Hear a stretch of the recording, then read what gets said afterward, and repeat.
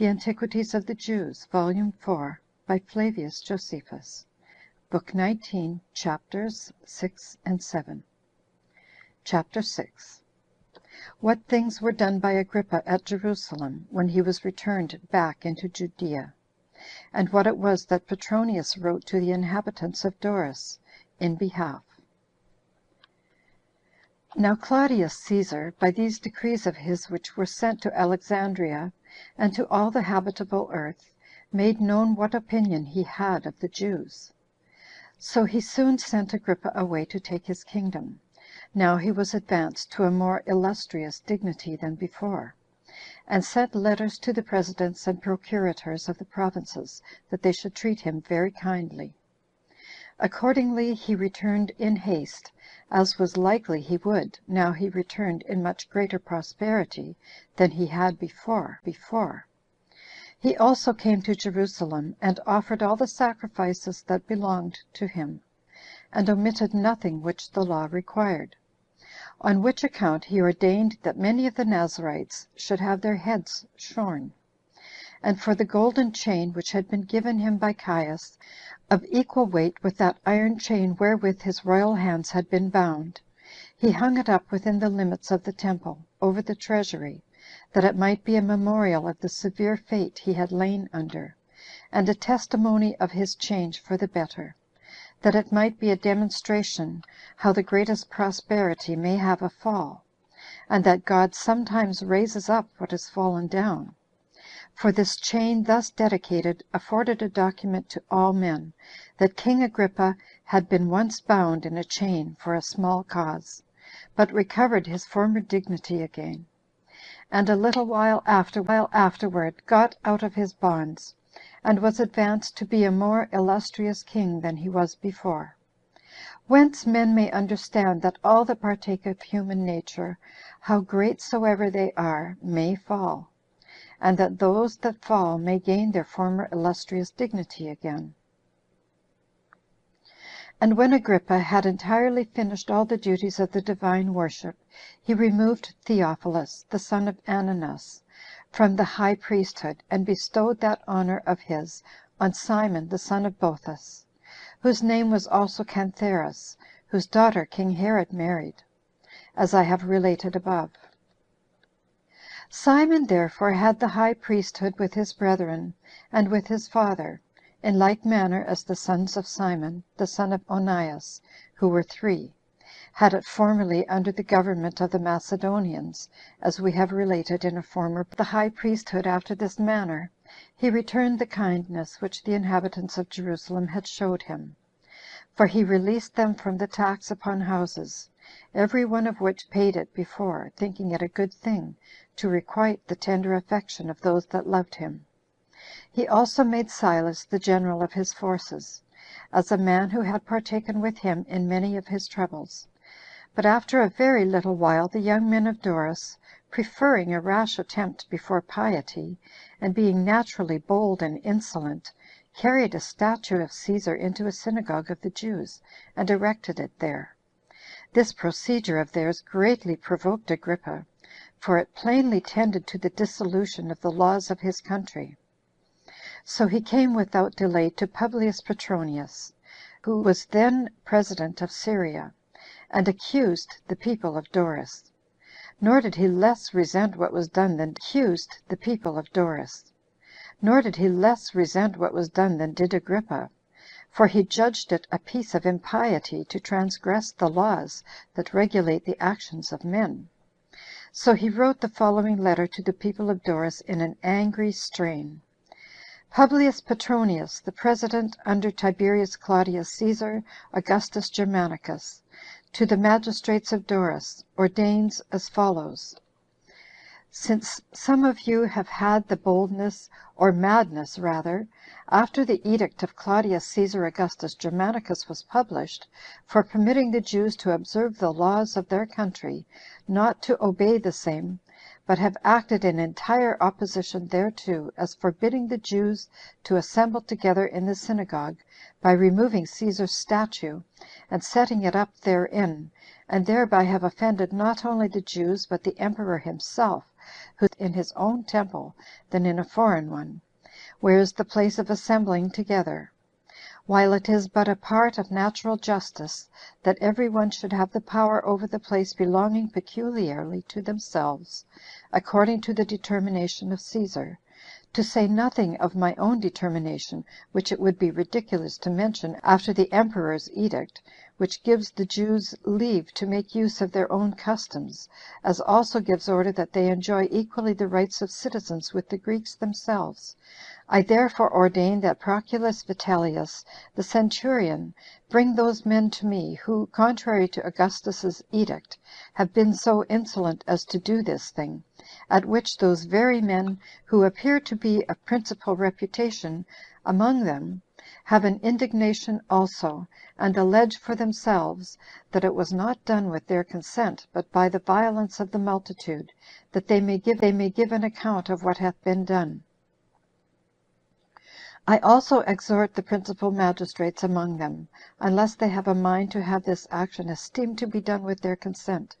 to inform the centurion of those that were guilty of it, and take care that no handle be hence taken for raising a sedition or quarrel among them, which those seem to me to treat after who encourage such doings, while both I myself and King Agrippa, for whom I have the highest honor, have nothing more under our care than that the nation of the Jews may have no occasion given them of getting together under the pretense of avenging themselves, and become tumultuous; and that it may be more publicly known what Augustus hath resolved about this whole matter. I have subjoined those edicts which he hath lately caused to be published at Alexandria, and which, although they may be well known to all, yet did King Agrippa read them at that time before my tribunal, and pleaded that the Jews ought not to be deprived of those rights which Augustus hath granted them. I therefore charge you that you do not, for the time to come, seek for any occasion of sedition or disturbance, but that every one be allowed to follow their own religious customs. Thus did Petronius take care of this matter, that such a breach of the law might be corrected, and that no such thing might be attempted afterwards against the Jews. And now King Agrippa took the high priesthood away from Simon Cantheras, and put Jonathan the son of Ananus into it again,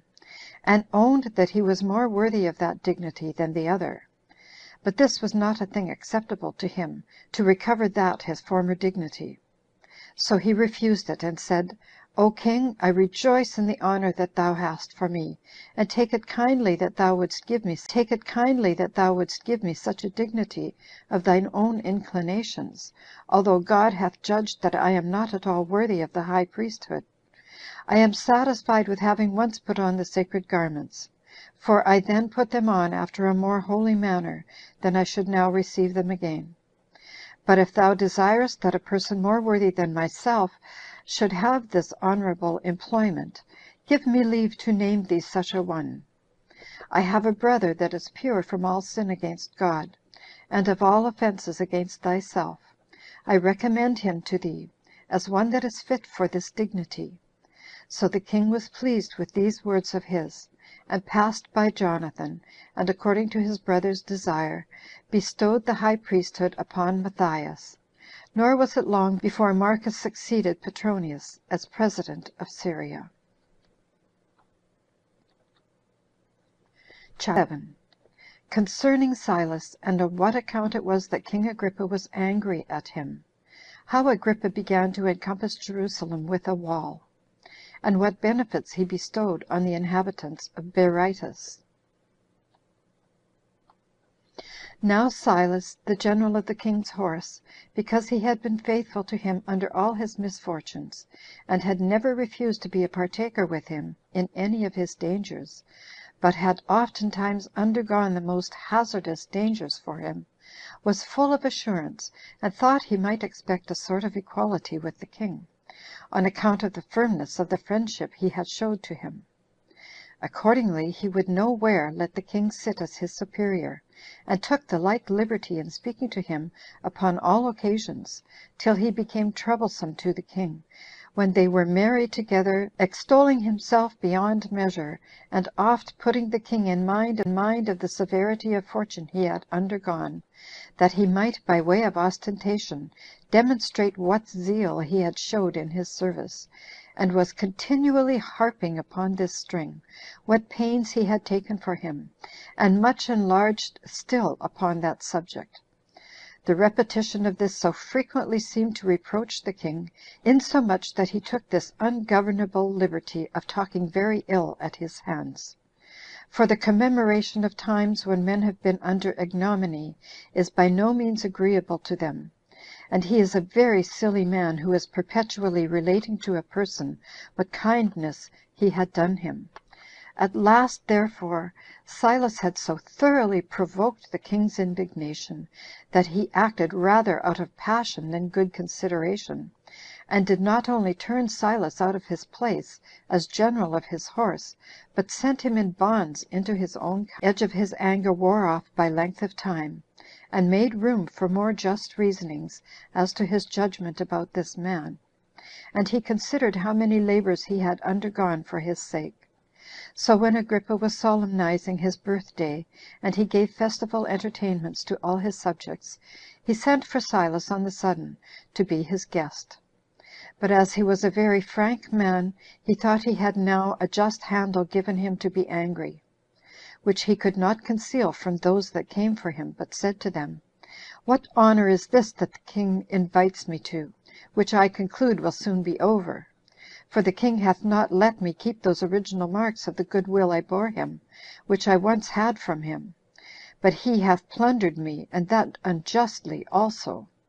Does he think that I can leave off that liberty of speech, which, upon the consciousness of my deserts, I shall use more loudly than before, and shall relate how many misfortunes I have been delivered from, how many labors I have undergone for him, whereby I procured him deliverance and respect, as a reward for which I have borne the hardships of bonds and a dark prison?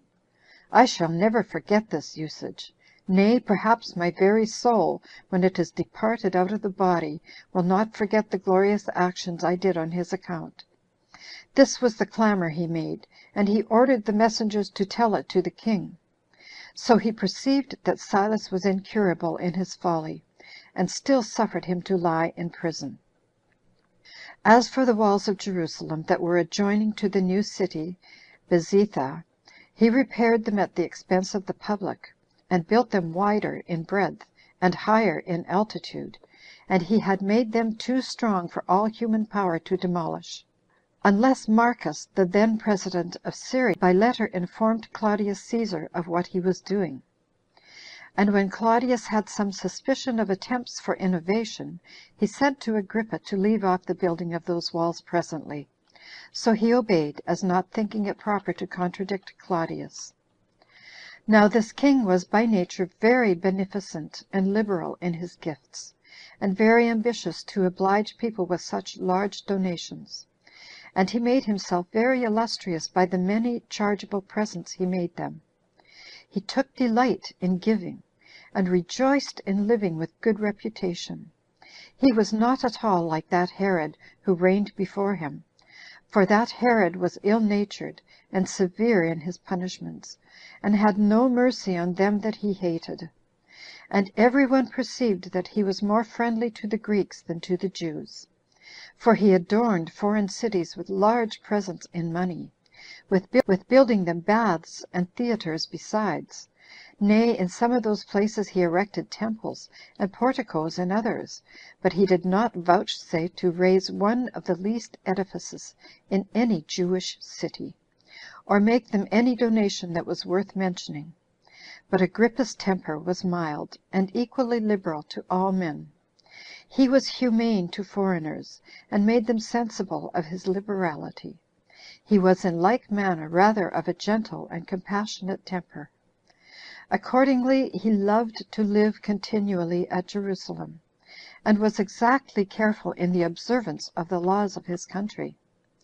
He therefore kept himself entirely pure, nor did any day pass over his head without its appointed sacrifice. However, There was a certain Mall of the Jewish nation at Jerusalem, who appeared to be very accurate. His name was Simon. This man got together an assembly, while the king was absent at Caesarea, and had the insolence to accuse him as not living holily,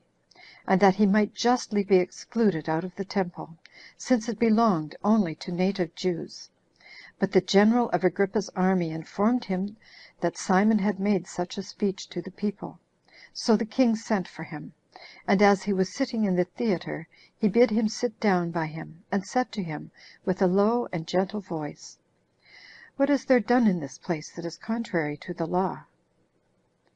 But he had nothing to say for himself, but begged his pardon. So the king was more easily reconciled to him than one could have imagined, as esteeming mildness a better quality in a king than anger, and knowing that moderation is more becoming in great men than passion. So he made Simon a small present, and dismissed him. Now, as Agrippa was a great builder in many places, he paid a peculiar regard to the people of Berytus,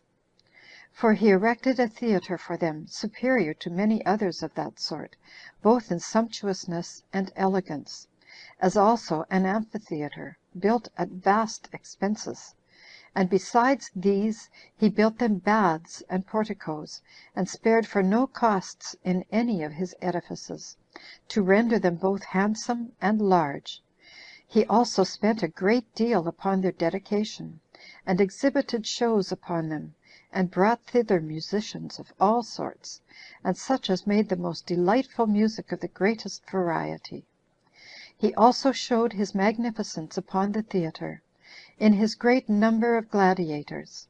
and there it was that he exhibited the several antagonists, in order to please the spectators; no fewer indeed than 700 men to fight with 700 other men,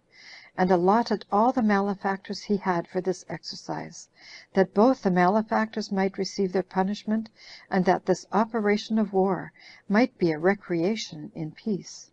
And thus were these criminals all destroyed at once. End of Book 19, chapters 6 and 7.